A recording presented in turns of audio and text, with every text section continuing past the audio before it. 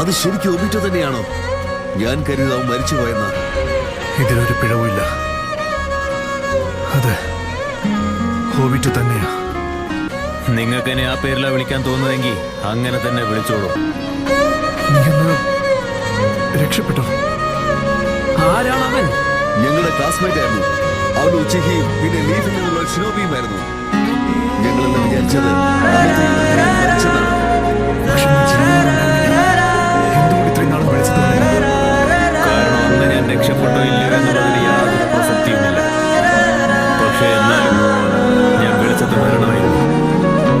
എന്തായാലും നിനക്കൊരു ഉത്തരം വേണമെന്ന് നിർബന്ധമുണ്ടെങ്കിൽ നീ ആ ദിവസം റിന്നിന്റെ മരണത്തിന് കാരണം